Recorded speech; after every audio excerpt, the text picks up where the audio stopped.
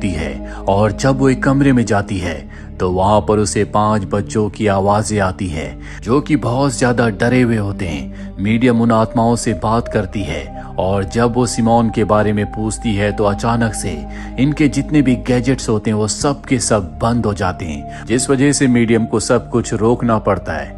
और अब वो लॉरा से कहती है कि मैं तुम्हारे बेटे सिमोन को नहीं ढूंढ पाई, मुझे पता नहीं चला कि वो कहाँ पर है, लेकिन तुम एक माँ हो और माँ की शक्ति सबसे ज्यादा होती है। तुम अपनी प्यार की शक्ति से सिमोन को ढूंढ सकती हो, बस तुम्हें हर एक छोटी से छोटी चीज पर गौर करना होगा। मीडियम वहां से चली जाती है, जिसके बाद लॉरा उसी कमरे में जाती है जहां पर मीडियम को उन 5 बच्चों की आत्माओं की आवाज आई थी। और जब वो कमरे के अंदर होती है तो पीछे की विंडो अपने आप ही नीचे हो जाती है, जिस वजह से उसका कांच टूट जाता है। वहां पर उसे एक बॉक्स मिलता है जिसके अंदर बहुत सारी डॉल्स होती है, साथ ही सिमोन की फोटो भी।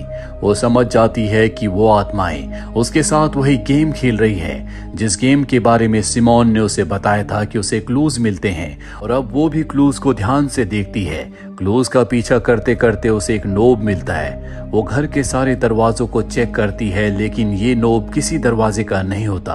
वो शेड में जाती है जहां पर एक रात को उसने सोशल वर्कर को देखा था जो वहां कुछ ढूंढ रही थी, और अब वहां पर वो उस दरवाजे को ढूंढना शुरू कर देती है जिसका ये नोब हो। वहां पर उसे बहुत सारे छुपे हुए बैग्स मिलते हैं जिसके अंदर 5 बच्चों के स्केलेटन होते हैं। ये वही बच्चे होते हैं जो बचपन में लॉरा के साथ इसी ऑर्फनेज में रहा करते थे, और यही 5 बच्चे थॉमस को केव के अंदर ले गए थे जहां पर उसकी मृत्यु हो गई। थॉमस की मृत्यु के बाद उसकी मॉम ने यानी कि सोशल वर्कर ने इन 5 बच्चों को मार दिया और उनकी बॉडी को ऑर्फनेज के शेड के अंदर छुपा दिया।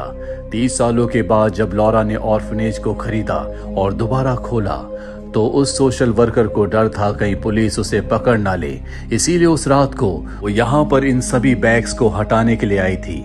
लॉरा ये सारी बातें अपने हस्बैंड को बताती है, पर उसका हस्बैंड उसकी बातों पर विश्वास नहीं करता।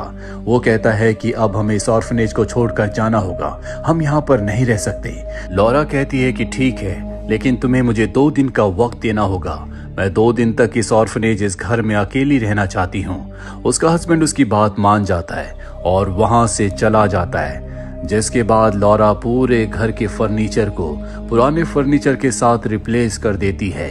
वो इस पूरे घर को उसी तरह से बना देती है जैसे 30 साल पहले था। साथ ही वो यहाँ की केयर टेकर के कपड़े पहनती है, जिसके बाद वो डिनर टेबल पर सब बच्चों के लिए खाना लगाती है, लेकिन वहां पर कोई नहीं आता। और अब वो यहाँ पर उसी गेम को खेलना शुरू करती है जो बचपन में वो अपने 5 दोस्तों के साथ यहाँ पर